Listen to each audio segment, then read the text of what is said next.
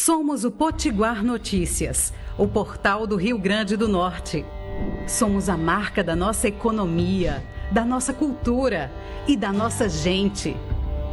Somos o único Potiguar Notícias, mas com diversos rostos que formam opinião. Ouça, veja e sinta a vocação de comunicar a serviço do Rio Grande do Norte. Potiguar Notícias, o portal do Rio Grande do Norte.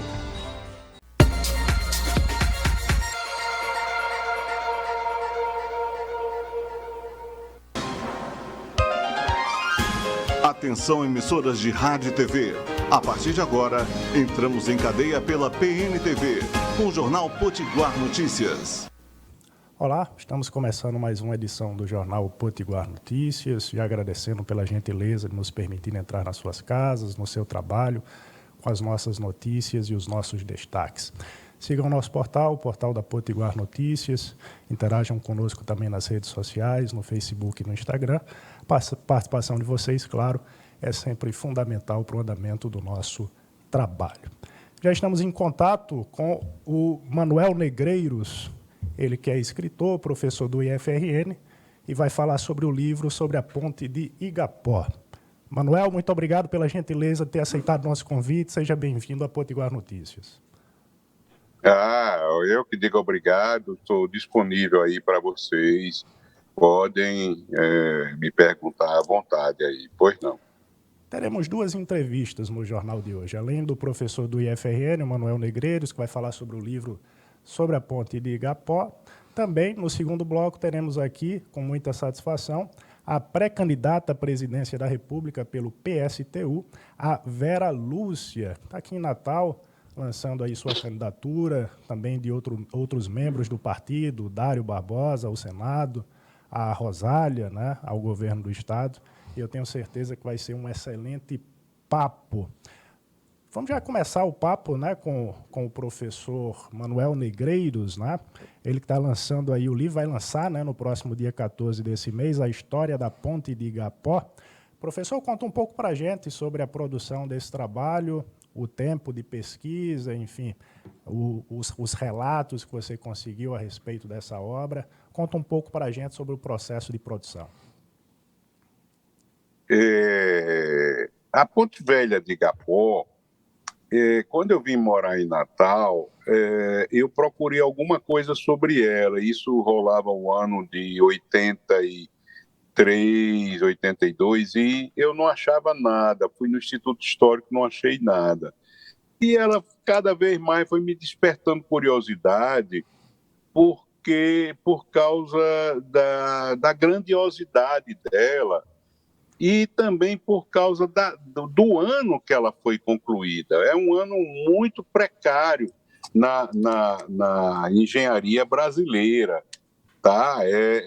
Ela iniciou-se em 1912. Em 1912, só os nossos avós estavam vivos, né? Então, é uma tecnologia muito antiga.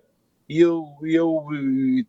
nós tínhamos muita curiosidade sobre as fundações, como é que tinham sido aquelas fundações. E era uma luta contra o paredão. Eu batia em tudo quanto é lugar e não achava nada. Nas madrugadas, na internet, nada. E foi terrível. Foi, assim, uma coisa muito penosa, onde eu teria desistido se não fosse... eu não tinha compromisso com ninguém. Eu não tinha um mestrado para fazer, não tinha um doutorado, eu não tinha uma pesquisa encomendada por ninguém. Era uma coisa 100% minha. Esse estudo foi um estudo 100% meu, uma curiosidade. Conforme você está mostrando aí, eu estou vendo que você está mostrando os projetos originais. Isso foi, essa foto não é aqui em Natal, viu? Isso aí, essa que está mostrando aí de um vão, é lá em Vitória do Espírito Santo, da ponte. Essa aqui já é em Natal, mas essa ponte em cima de uma barcaça é lá a ponte Florentino Ávila. Aí já é em Natal, é uma fotografia de Jaeci.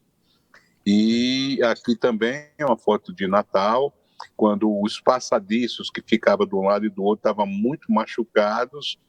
Aí já foi quando ela foi adaptada para ser também rodoviária. Essa adaptação foi muito tardia, só no ano de 45, 44, aliás. Ela foi inaugurada em 16, mas só fizeram rodoviária em 44. Tá? Aí já é a ponte de concreto, vizinha a ela, 30 metros dela, mais ou menos. E tá aí, ela tá inteira, é incrível. Se não tivesse sido desmontada, tivesse sido pintada todos os anos não, bastava uma pintura de 20 anos, ela estaria lá super conservada. Mas foi feito um grande erro, que foi a decisão de vender ela como ferro velho. Mas as pesquisas, elas eu fui descobrindo algumas coisas muito lentamente. Quando eu decidi pesquisar em inglês e francês, foi que eu comecei a achar alguma coisa. A primeira coisa que eu achei foi um currículo de um engenheiro francês chamado Georges Camille. Georges Camille, ele, lá num site alemão chamado Struturai, né, que é um site só de estruturas, o Georges Camille tem o seu currículo lá, que foi colocado pelo seu neto, Michel Colombo. E eu fiquei impressionado de achar essa ponte velha de Igapó, nossa, que estava lá, Bridge over Potengui River, estava lá com esse nome que eu transformei para o inglês, que é melhor para mim.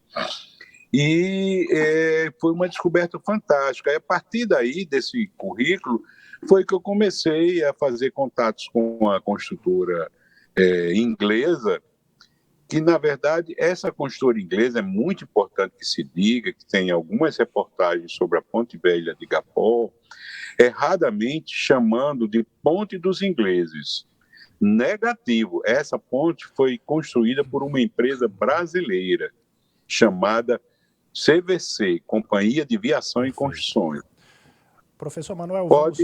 Sim, pois não, pode concluir. Não, eu gosto muito de perguntas, pode ir perguntando que eu vou responder. Antes de continuarmos aqui a entrevista, só saudar rapidamente as nossas rádios parceiras que retransmitem a nossa grade de programação pela região metropolitana de Natal e pelos mais de 60 municípios que atingimos aí com as nossas notícias.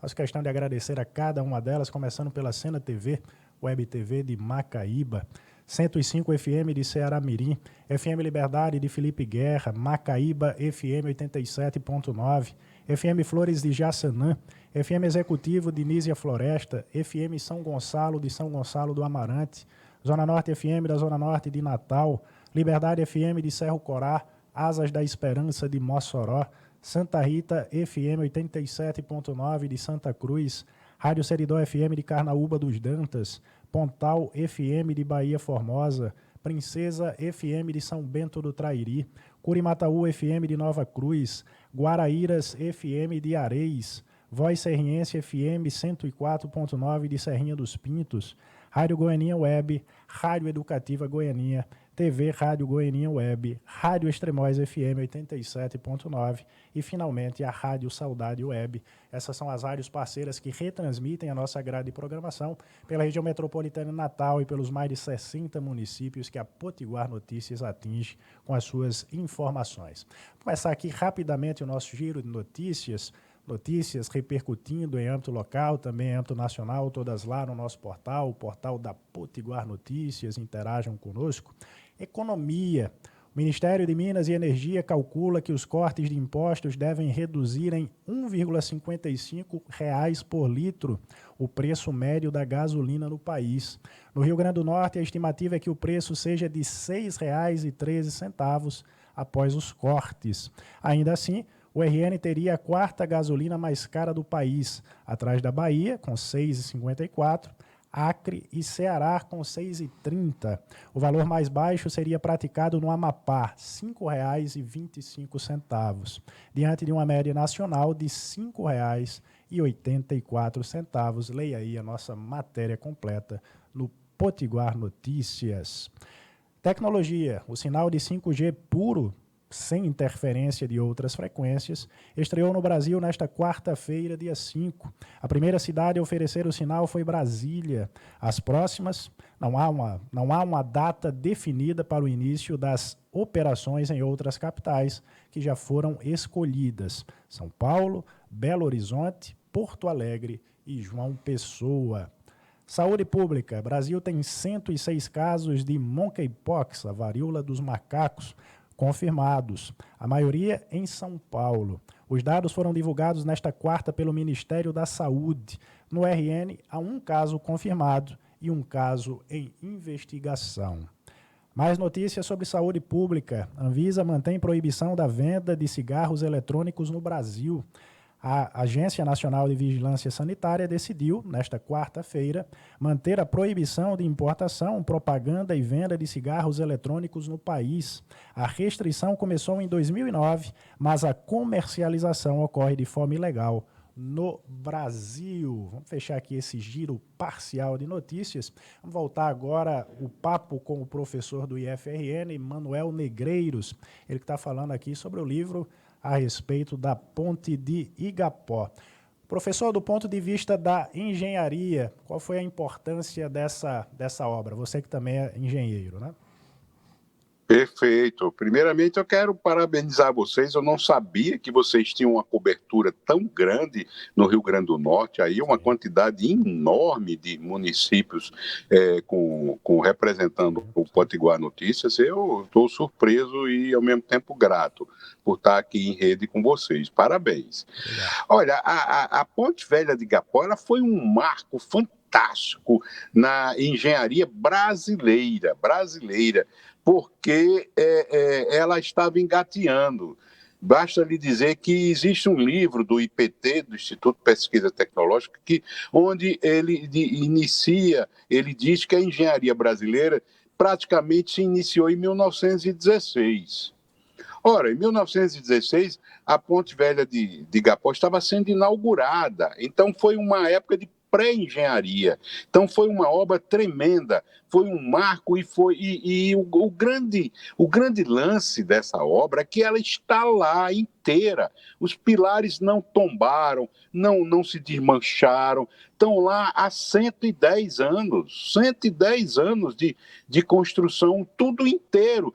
Se a parte metálica tivesse sido pintada, bastava uma pintura de 20 anos, estava lá intacta, ela estaria inteira. Assim como está intacto um vão que seria para ela, um vão irmão dela, que se encontra lá no quilômetro 15, de Lages até Pedro Avelino. Lá tem um vão, tá certo? Que foi descoberto por mim através de um ferroviário, e eu fui lá visitar. Isso está catalogado e explicado bem direitinho no meu livro. O livro é toda a história da Ponte Velha de Igapó. Eu comecei pelos engenheiros, pelos os pretendentes, falo de todo mundo que participou da obra, das dificuldades, e explico a tecnologia, como é que ela foi feita.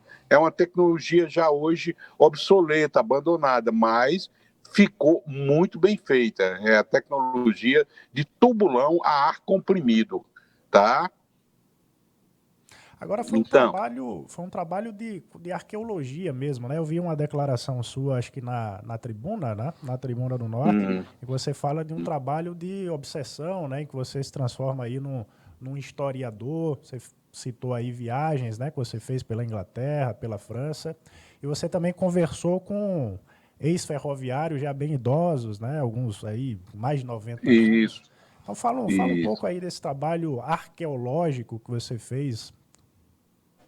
Rapaz, para mim, que sou louco por coisas antigas e sou louco por engenharia, ou seja, eu gosto das duas coisas, e foi realmente uma arqueologia da engenharia, onde eu fui também ver uma forma de calcular as fundações. Eu fiz questão de colocar isso no livro, apesar de ser uma parte técnica, mas eu acho que nós, brasileiros, devemos dar uma olhada, pelo menos uma lida, nas coisas técnicas, para ver como é que elas ocorrem. Essas contas que nós, engenheiros, fazemos, elas são fascinantes também para o leigo, tá? Então, a viagem à Inglaterra que foi incrível, porque eu passei uns 10 anos tentando contato com eles pela internet, por e-mail, e eles nunca me responderam. Até que eu pedi ajuda de Fred Nicolau, um amigo que fala inglês muito bem, e ele ligou, eu dei o telefone para ele, ele ligou lá para a empresa inglesa, e a empresa disse, diga a ele que pode vir aqui. Aí marcou dia e hora e eu fui lá. Passei uma tarde inteira lá dentro da Cleveland Bridge, sabendo que a Cleveland foi quem vendeu a tecnologia, mas a obra toda foi coordenada, planejada e contratada com o governo brasileiro pela empresa brasileira, tá? E é isso aí. Então, foi uma coisa tremenda, que foi acontecendo aos poucos. Eu tinha estabelecido como meta conseguir os projetos originais. E esses projetos originais chegaram a minhas mãos através da rede ferroviária de Recife. Os projetos estavam lá, mas não estavam os projetos originais, que você mostra aí nesse seu vídeo. Tem um projeto original que eu escaneei lá no Arquivo Nacional, lá no Rio de Janeiro.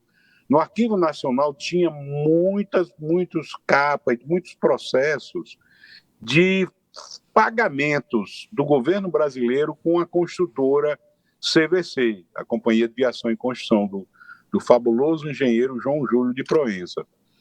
E esses projetos mostram detalhadamente como é que foi a obra, os tubulões, as fundações, porque até então a gente não sabia como eram essas fundações, se era de estaca, cravada, tá?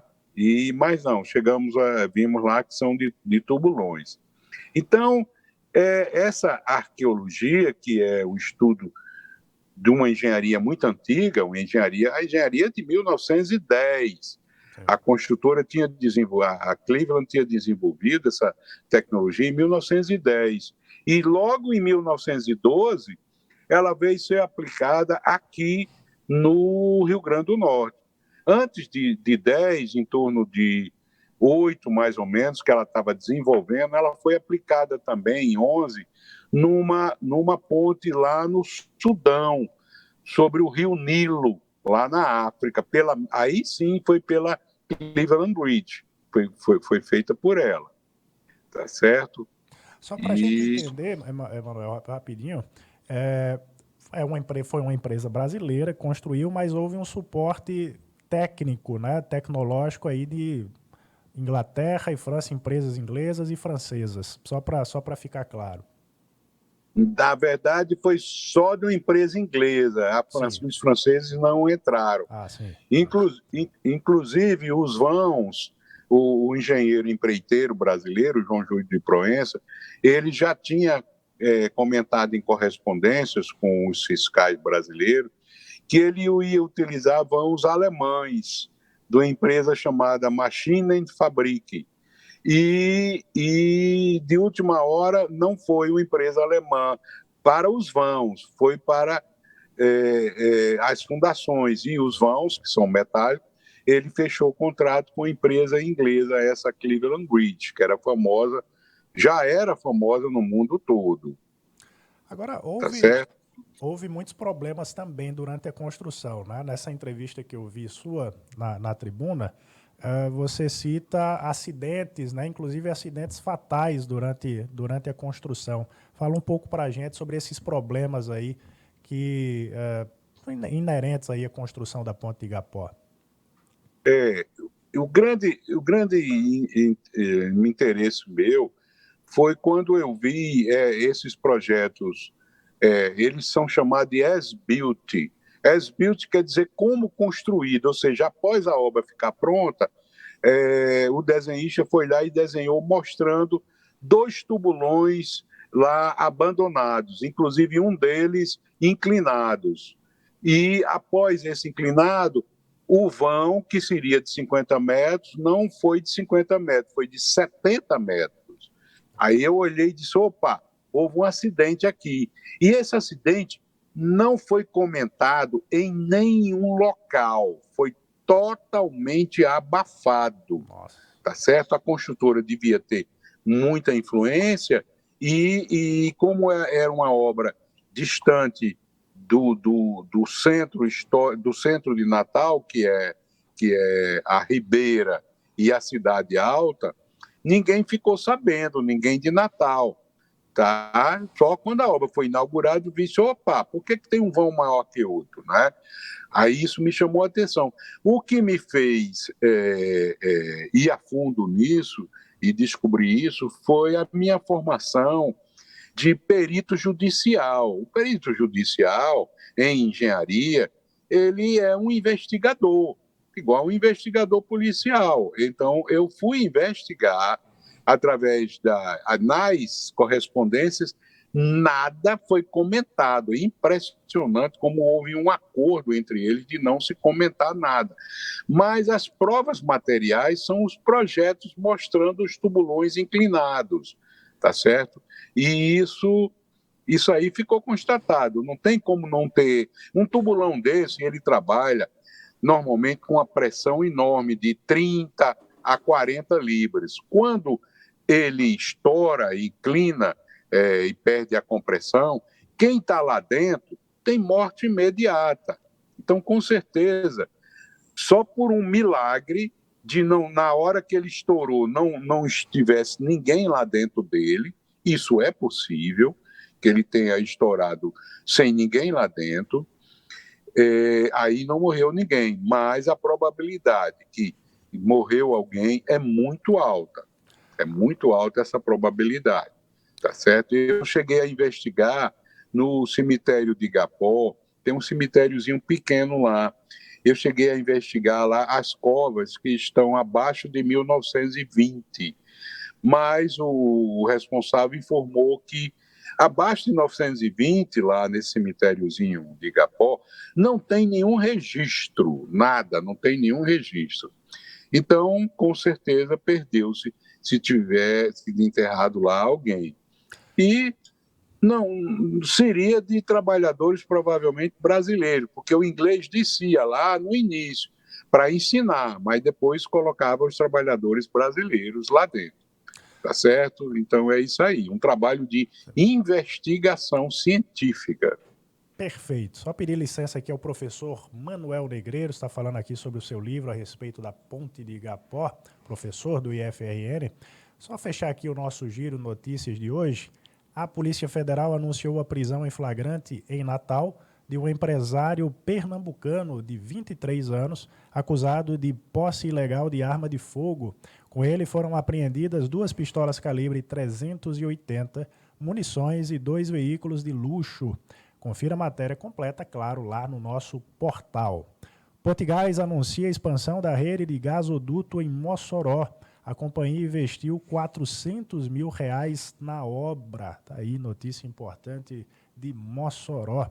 Futebol, Copa Libertadores, em noite de 7-1, Flamengo avança e pega o Corinthians nas quartas de final. Jogo entre Estudiantes e Fortaleza, na Argentina, define a rodada nesta quinta-feira. Dependendo do resultado da partida, a próxima fase terá 5 ou 6, caso o Fortaleza avance, 5 ou 6 clubes brasileiros. Futebol feminino, começa nesta sexta-feira a Copa América. O Brasil estreia contra a Argentina no sábado. A competição, que será realizada na Colômbia entre 8 e 30 de julho, é o momento para que a seleção brasileira mostre a que veio e o que tem evoluído desde a chegada de Pia Sundhage, né? Técnica sueca. Acesse aí potiguarnoticias.com.br e siga também as nossas redes sociais. No Facebook, procure Potiguar Notícias. No Instagram, nosso perfil é Potiguar Notícias _. Mais 2 notícias aqui para fechar.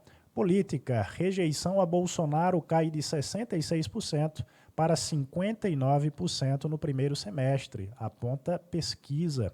No mesmo período, de janeiro a julho deste ano, a rejeição do ex-presidente Luiz Inácio Lula da Silva recuou de 43% para 41%. Confira aí os detalhes dessa pesquisa, os números em nosso portal.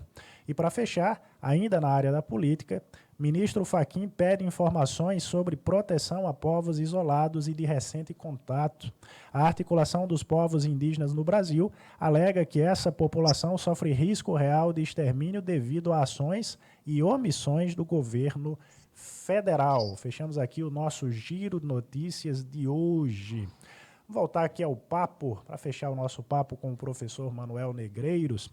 Professor, do ponto de vista econômico, né, principalmente para o comércio e também do ponto de vista da integração da cidade, né, das outras zonas com a Zona Norte, a importância da ponte nesse sentido e também no sentido econômico. Foi incrível o desenvolvimento da Zona Norte após a Ponte Velha de Igapó. Não tinha, existia uma estação do lado de lá, na Norte, a famosa estação que tinha 3 nomes, Estação Natal, Estação da Coroa, Estação da Pedra Preta. Essa estação ficava em frente ao cais da Tavares de Lira, já a Tavares de Lira aqui na Zona Sul. Só existia essa comunicação por barcaças de levar a mercadoria para o trem e daí o trem atravessava todo o aterro do Salgado, onde hoje tem umas fazendas de camarão, e ia para a estação de Igapó. Então, com a ponte metálica de Igapó, acabou tudo isso. A ligação passou a ser fantástica. O desenvolvimento da Zona Norte foi uma explosão monstruosa de casas e pessoas indo morar lá, terras praticamente de graça ou baratas. E quando a Ponte Velha de Igapó foi inaugurada, Câmara Cascudo diz que só existia mais ou menos 10 casas, tá certo? Com um ano depois, para 200 casas, e por aí vai. Houve um aumento, uma explosão habitacional enorme. E também de escoamento de produtos que chegavam na capital, Natal, por navios, e eram escoados para Ceará Mirim, João Câmara, né? João Câmara antes se chamava Baixa Verde, tá certo? Tem uma história também sobre Baixa Verde no meu livro, eu conto um pouco da história de Baixa Verde. E de Baixa Verde ia para Lages. Então, o escoamento de mercadorias que chegava no Porto de Natal também para essas cidades. E também o açúcar que vinha de Ceará Mirim para a capital Natal para ser embarcado aqui para a zona, para o sul do país. Além do sal, também em Macau, porque a estrada de ferro foi construída até Macau, inclusive construída pelo mesmo construtor da ponte. O João Júlio de Proença, ele chega com a estrada de ferro central que ele explorava até Macau, tá certo? Então, levava mercadorias para essas cidades e, ao mesmo tempo, de Macau, o sal para Natal e de Ceará Mirim, o açúcar para Natal. Então, foi uma troca de mercadorias, um desenvolvimento econômico fabuloso, tremendo. Foi uma obra que veio atender essas necessidades de escoamento da nossa maior... Qual era a nossa maior produção na época? Era sal e açúcar, tá certo? Sal e açúcar. O algodão, ele já vinha, tinha também um algodão lá do oeste potiguar, mas a estrada de ferro não ia até Mossoró, ela vinha por outros caminhos. Mas existia também o algodão do Seridó, e vinha para Natal. Era também uma terceira riqueza do Rio Grande do Norte, né? O algodão era chamado ouro branco. Para a Pois gente não. encerrar, professor, infelizmente o tempo é limitado. Há uma possibilidade de recuperação da ponte velha? É viável? Do ponto de vista econômico, novamente? Há uma vontade política? É viável, e inclusive eu abordei isso no livro.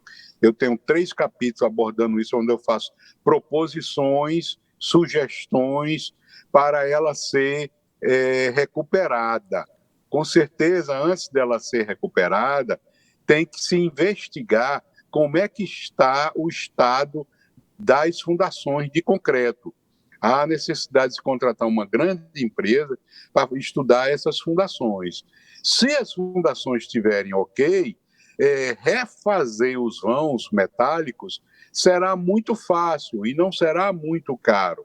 É uma obra aí que todo engenheiro ele gosta muito de chutar, né? Dar uma ordem de grandeza de um valor.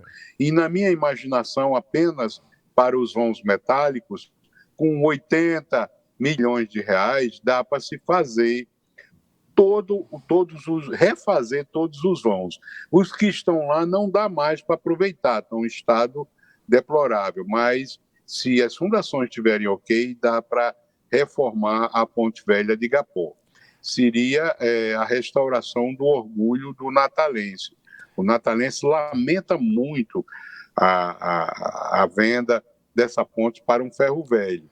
Hoje, ela está tombada pela Fundação José Augusto, mas depois que foi tombada, desde 88, por aí, 88, 90, que ela só foi tombada, nunca foi colocado lá uma mão de tinta. Sim. E eu alerto as autoridades que o primeiro vão, esse encostado aqui à Zona Sul de Natal, ele está prontinho para cair. Ele não vai passar de mais 5 anos, ele vai cair no fundo do rio Potengi. Aí vai ser muito pior. Há necessidade de se chegar e ir lá e fazer um reforço nesse vão que está para cair. Então, aproveite aí, alerta o Ministério Público, o Corpo de Bombeiro, a Defesa Civil, tá certo? E a própria Fundação Zé Augusto, que se é tombada por ela tem que dar conta, né? Ela tem que dar conta do que ela tombou. Ok? Estou aí. Tá aí, professor Manuel Negreiros, escritor, professor do IFRN, e vai lançar no dia próximo 14 deste mês de julho o livro A História da Ponte de Igapó. Muito obrigado pela gentileza de ter aceitado o convite. Seja sempre bem-vindo aqui a Potiguar Notícias. Ok. Sucesso aí para vocês. Vamos para um rápido intervalo e, na volta do intervalo, vamos entrevistar aqui a pré-candidata à presidência da República pelo PSTU, a Vera Lúcia. Voltamos na sequência. Estamos apresentando Jornal Potiguar Notícias. Vestibular agendado FAMEM. Venha para a primeira faculdade credenciada da Zona Oeste de Natal. FAMEM. Faça sua inscrição para o curso de Pedagogia. Vagas limitadas. Voltamos a apresentar Jornal Potiguar Notícias. Estamos de volta com o Jornal Potiguar Notícias e, como prometido na virada do primeiro para o segundo bloco, vamos entrevistar aqui, com muita satisfação, a pré-candidata à presidência da República, a Vera Lúcia, né, do PSTU. Mas antes só ler aqui a notícia, né, porque a Vera está aqui em Natal, né, para lançar oficialmente nesta quinta-feira a pré-candidatura, né, à presidência da República, a candidatura, na verdade, e a pré-candidatura da assistente social, Rosália Fernandes, ao governo do Rio Grande do Norte e a do professor Dário Barbosa ao Senado Federal. O evento também vai confirmar o nome da professora Socorro Ribeiro como pré-candidata a vice-governadora. O evento contará com a presença dela, a Vera Lúcia, né, pré-candidata à presidência da República pelo PSTU, que é, como eu falei, a nossa convidada, a nossa segunda entrevistada de hoje. Vera, muito obrigado pela gentileza de ter aceitado o convite. Seja bem-vinda aqui ao Jornal da Potiguar Notícias. Ative o áudio, por gentileza, Vera. Oi, bom dia, Otávio. Bom dia a todos os telespectadores e espectadores da Jornal Potiguar Notícias. É um prazer imenso poder falar com você. O prazer é nosso, seja muito bem-vinda. A primeira pergunta, obviamente, quais são aí as suas principais defesas, suas bandeiras de campanha aí, e a do PSTU, né? Então, diante desse cenário caótico, né, de crise econômica, de caos social, de degradação da natureza, de crise sanitária, nós temos que apresentar um programa que responda ao problema da fome, do desemprego, da violência e de preservação dessa natureza que também hoje corre risco.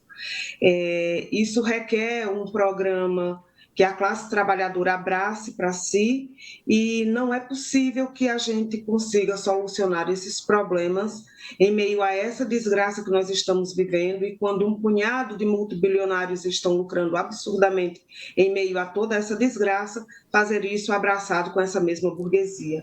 Por essa razão, nós do PSTU e do Polo Socialista e Revolucionário estamos apresentando uma chapa com independência de classe e que, ao mesmo tempo, faça um chamado à própria classe trabalhadora a abraçar esse programa, porque entendemos que é a ela, e somente a ela, que é capaz de solucionar esse problema, sem que nós tenhamos que estar abraçados nem com a direita, nem com o centrão, porque esses setores já governam esse país e são responsáveis diretos pela desgraça que nós estamos vivendo hoje.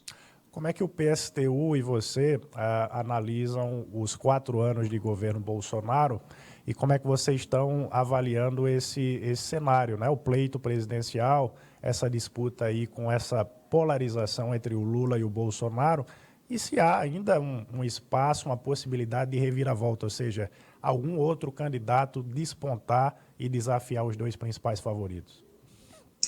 Então, nós entendemos que essa disputa e essa polarização ela é nefasta, principalmente para a classe trabalhadora.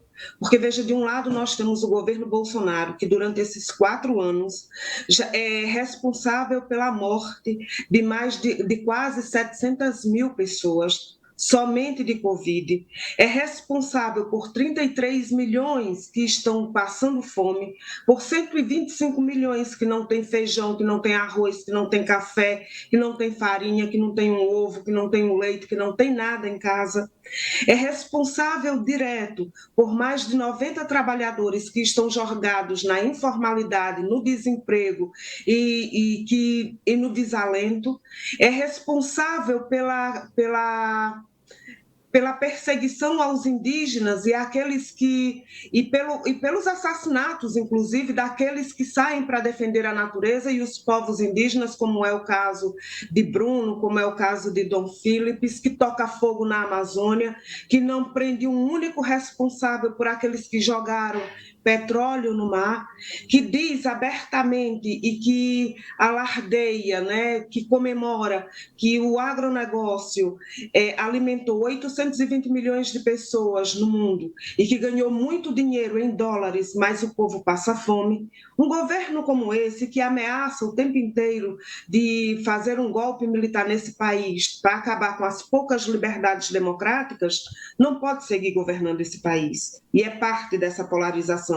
Por outro lado, nós temos o ex-presidente Lula, juntamente com o governador Alckmin, que já governou o estado de São Paulo por 4 vezes, pelo PSDB, que é responsável pela violência, que é responsável por corrupção, que é responsável por desocupar um bairro inteiro, como foi o bairro do Pinheirinho, num domingo de manhã, atirando em pais e mães de famílias pobres, em nome da grande propriedade privada que foi para entregar nas narras, e junto com o Centrão, né, com o apoio de Renan, com o apoio agora de Roberto Requião, que busca o apoio de Temer, né, numa chapa como essa, onde está o PSOL, o PCdoB, não pode atender às necessidades de indígenas, da classe trabalhadora desempregada e faminta, e nem da classe trabalhadora adoecida, e muito menos da violência urbana e também indígena que nos ameaça constantemente e que mata. Então, por essa razão, é imprescindível que, diante de um cenário como esse, nós, os socialistas e revolucionários, apresentemos um projeto que responda a essa real necessidade e fazendo esse chamado à classe trabalhadora. Nós achamos que esse tipo de polarização ele não ajuda em nada, porque não permite que outras candidaturas se apresentem. Para além da polarização, tem a própria legislação eleitoral, que é antidemocrática e que termina cerceando, termina, na verdade, censurando partidos como o nosso, de apresentar para o conjunto da classe trabalhadora um projeto que é nosso, que responde a necessidades que são nossas e que faz esse chamado à organização de nossa própria classe. E por que isso acontece? Porque um projeto como o nosso, que apresentamos à classe trabalhadora, não interessa à direita, não interessa ao centrão, não interessa a uma parte da esquerda que se vende e que se alia com a burguesia e nem interessa ao grande empresariado nacional e internacional, que é vendido, rendido e, ao mesmo tempo, é cruel para nós que vivemos aqui nesse país. Vera, falando especificamente do ex-presidente Lula, tem uma declaração sua, acho que no Correio Brasiliense, falando que o Lula está muito mais próximo dos bancos, né, do grande capital, do que propriamente da classe trabalhadora e que, por isso, ele teria, entre aspas, traído os princípios da esquerda. Você confirma essa declaração e o PT e o Lula hoje estão muito mais próximos de um centro, talvez, do que era a esquerda, do que é o começo do PT, inclusive, lá no final da década de 70, começo dos anos 80? O PT de hoje não tem nada a ver com o PT da década de 80. Lula hoje não tem nada a ver com Lula da década de 80. É completamente diferente. O PT, se você observar em todo essa intenção de programa que eles apresentaram agora, sequer, por exemplo, coloca a revogação da reforma trabalhista. Sequer coloca a possibilidade de revogação da reforma previdenciária. Coloca como possibilidade acabar com o teto de gastos somente isso. Mas faz isso e, ao mesmo tempo, o PT de hoje, quando você observa também, ele nunca coloca que vai tomar medidas que atenda de fato, que resolva o problema da fome concretamente. Até porque, se fosse para isso, já teria resolvido, porque governou esse país por mais de 13 anos. E as medidas paliativas, elas não solucionam os problemas que nós vivenciamos hoje, porque o sistema capitalista não muda a sua natureza. E o próprio PT e o próprio Lula dizem apenas que vão tomar medidas anti-neoliberais. O problema é que as medidas anti-neoliberal, elas são medidas capitalistas, e o próprio capitalismo não mexe em nada com ele. Porque, por exemplo, Lula não diz que vai revogar a privatização da Eletrobras que foi feita. Lula não diz que vai revogar a reforma ou a privatização da CSN, da Vale, da Petrobras, até porque o governo Lula também privatizou. Houveram leilões de petróleo nos governos de Lula e houveram leilões de petróleo nos governos Dilma. Eles também privatizaram os serviços públicos e as estatais desse país através, principalmente, da terceirização, mas também da concessão de portos, aeroportos, rodovias, de tudo que foi entregue nesse país. Então, não é possível que um governo como esse, também numa chapa que mesmo que não tivesse, mesmo que Alckmin não tivesse aceitado a vice-candidatura, mas que coubesse um tipo como Alckmin, que caiba numa chapa um tipo e um apoio como Renan Calheiros, como Roberto Requião, e que Temer é quem se nega a apoiar, porque a chapa cabe o apoio de um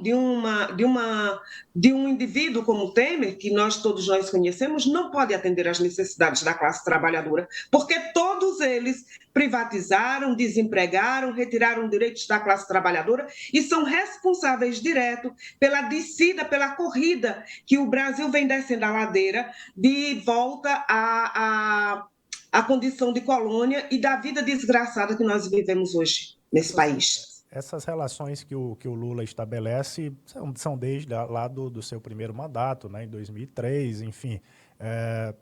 Hoje, vocês foram convidados, Vera, para estabelecer essa composição junto com o PT, e vocês, se não foram, vocês aceitariam fazer esse conchavo político com o PT, levando em consideração que eles estão junto aí com esses nomes que você citou, com o Renan Calheiros, tem uma proximidade agora com o Temer de novo, Eunício Oliveira, enfim, tem tantos nomes aí controversos. Vocês aceitariam essa composição com o PT hoje? Imagine, de jeito nenhum. O PT conhece o PSTU. Eles sequer ousam fazer um tipo de chamado como esse. Não chamaram, e se chamassem, teria o trabalho perdido, porque nós com certeza diríamos não. Aceitou o PSOL, aceitou o PCdoB, mas o PSOL também não só aceitou essa chapa, abraçar já desde o primeiro turno, né, aderir a uma chapa desse tipo.